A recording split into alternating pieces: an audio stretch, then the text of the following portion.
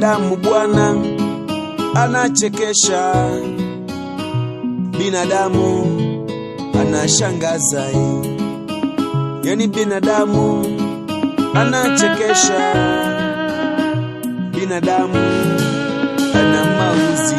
Kwa sababu ukifanikiwa binadamu anakuja kwa furaha tena akicheka, lakini ukishakuwa masikini huyo binadamu anabadilika sana.